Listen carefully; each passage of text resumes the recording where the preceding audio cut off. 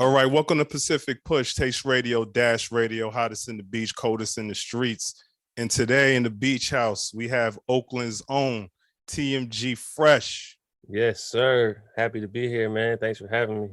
Nah, man, it's a pleasure to have you, man. How's your family? How's everybody doing? Everybody's fantastic right now. Everybody's great, man. How about yours?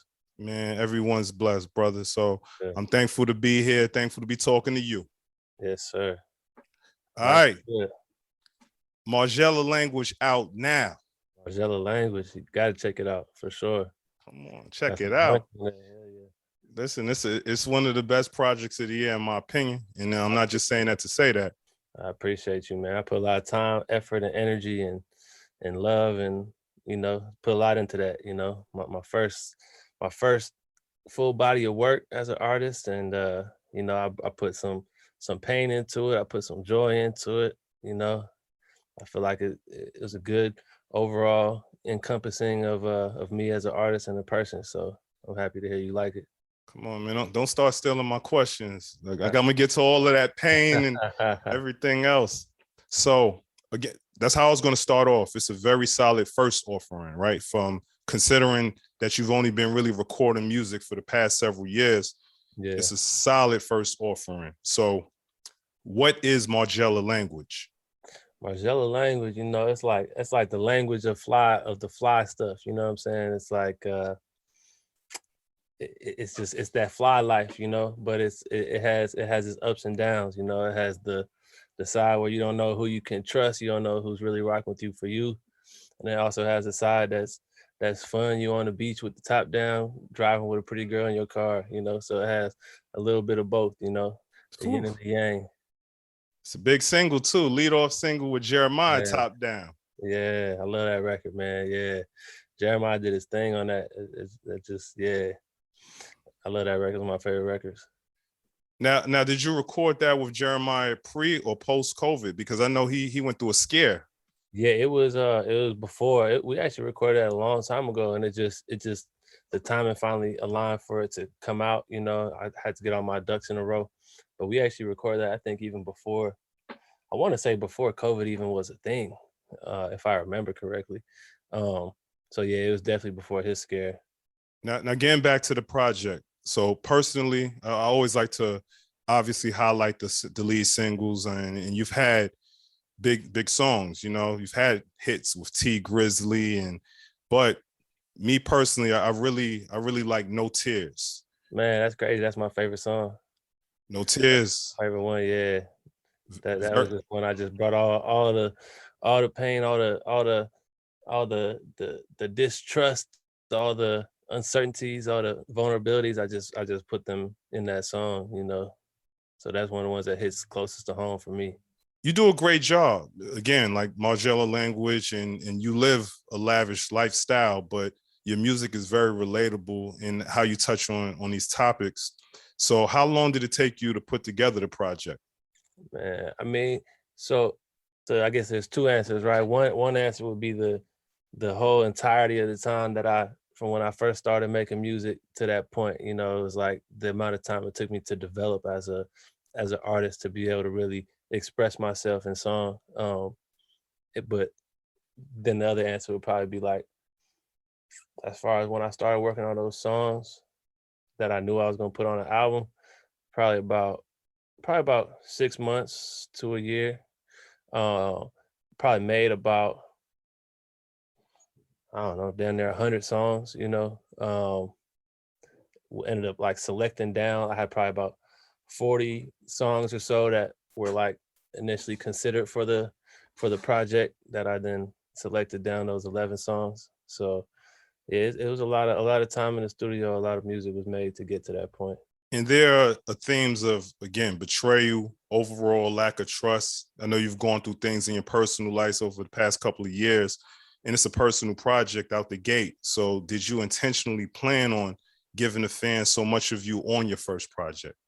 Yeah, I felt like it's important to know who I am, right? Like, in order to really become a fan of an artist, you got to have a sense of who that person is. So that's why I felt like it was important for me to touch on things that maybe were uncomfortable, but I had to push myself to put that out there and just go there, you know. No, definitely. The features are very impressive. You have Sean Kingston on the album, Jeremiah again. How did you land some of these collaborations? So Sean Kingston actually is crazy. So I had went through a situation, like probably, I guess maybe a couple of years back at this point, a year and a half or so, where I had got robbed. I had got set up and robbed. Me and my girl was robbed at my old house. And after that situation, Sean had just reached out to me on Instagram. I had never met him before.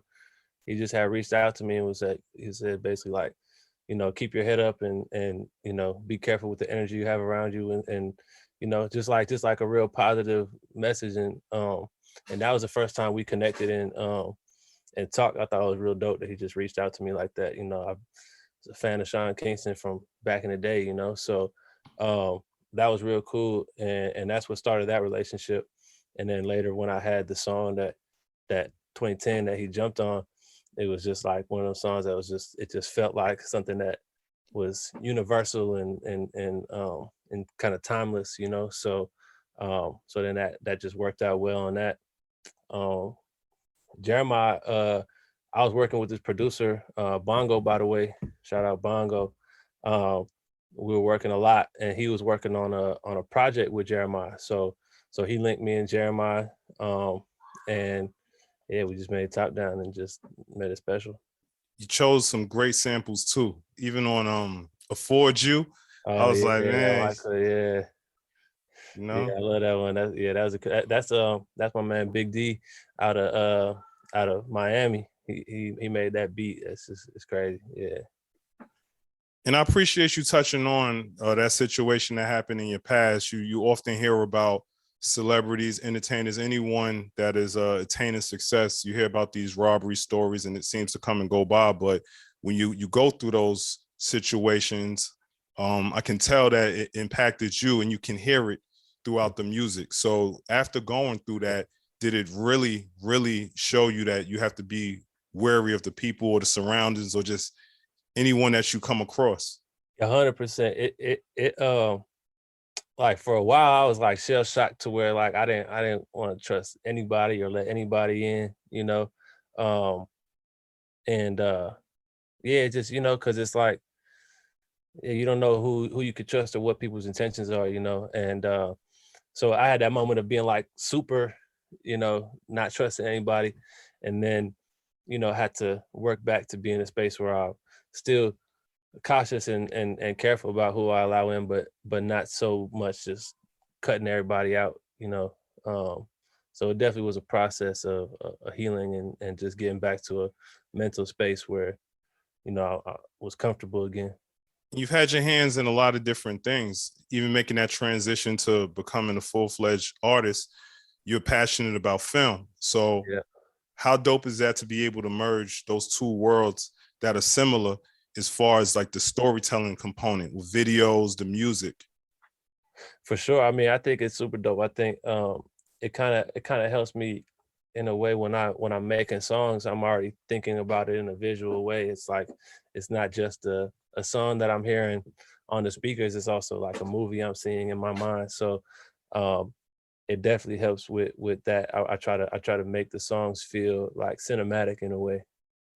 And I know you're a big Tarantino fan as well. Yeah, for sure. I love Tarantino, man. Pulp Fiction, my favorite movie of all time. Seen it a bunch of times. A bunch of movies I've seen a bunch of times. So yeah, I just like that. I like that. I like how he takes the world and he keeps it grounded, but at the same time makes crazy stuff happen, you know? So it's not so out there like a huge fantasy or science fiction, but it's like, so it's grounded, but at the same time, it's like just wild stuff happens, and you know the characters are crazy, and you know I think it's dope. No, seriously, and his pen game is serious. Like, you know, Yeah. the dialogue that's comes from the movies, and for the simple fact that he takes so much time in between projects and focuses on the art.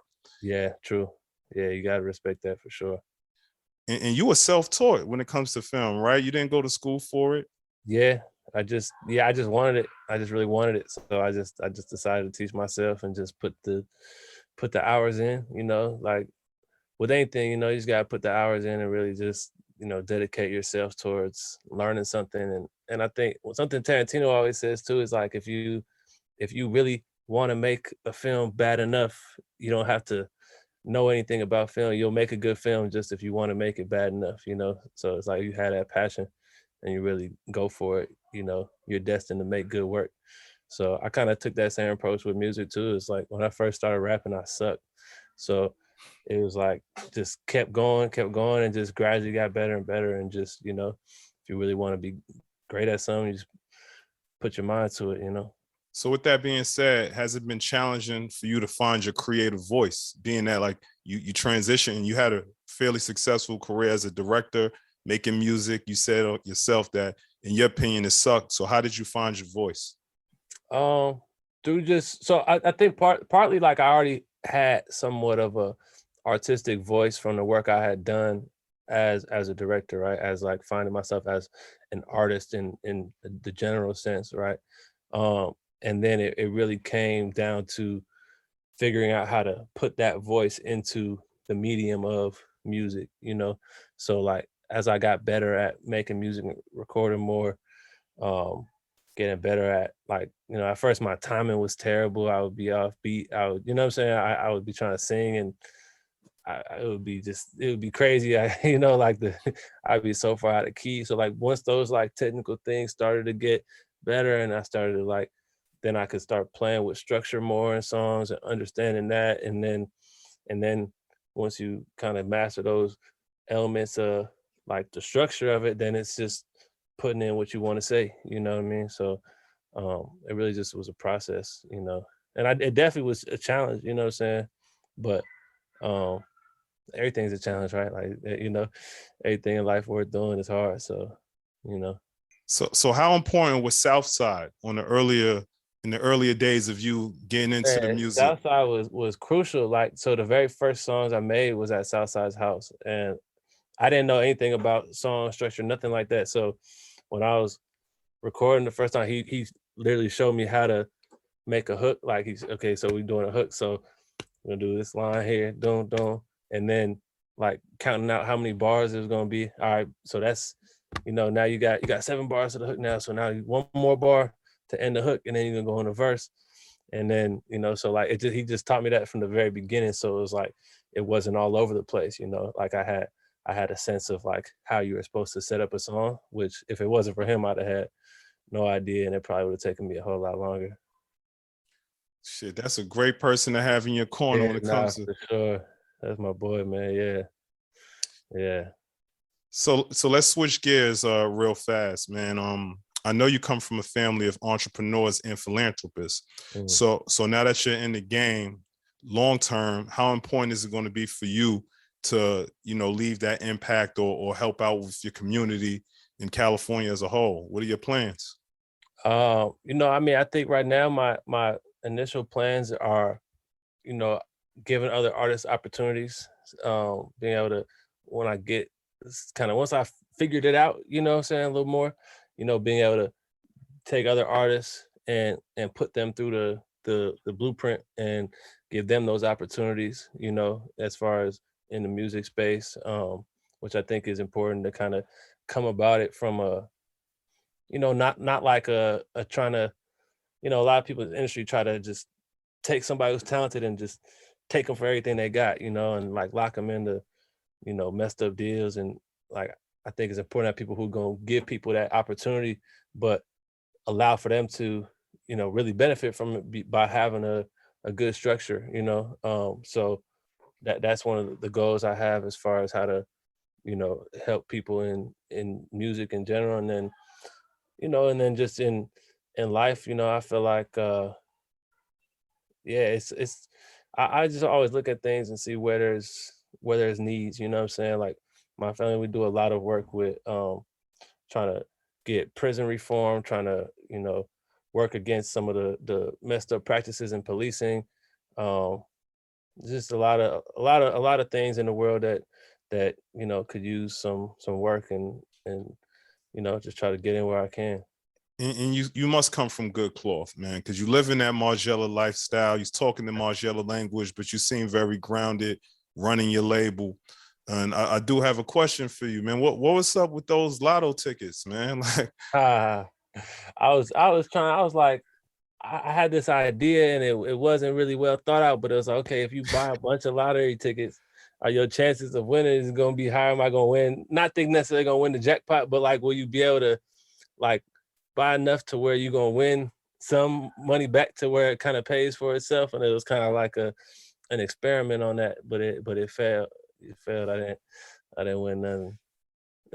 hey, man. Well, when you think about it, overall, even in the music industry, hip hop is very competitive, and you're definitely making a way for yourself and putting out quality music.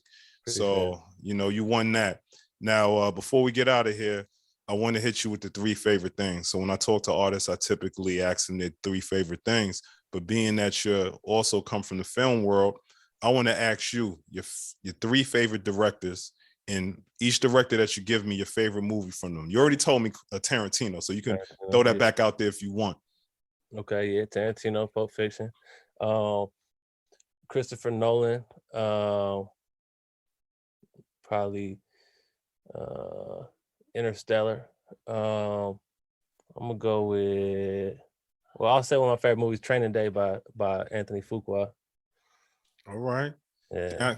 I was expecting a Scorsese right now, typical. I was thinking about Scorsese, but I don't know. It's hard. It always changes for me. Tarantino's always in there, but it always kind of moves around a little bit, Definitely, man. I'm feeling the Safdie brothers right now. They're dangerous. Yeah.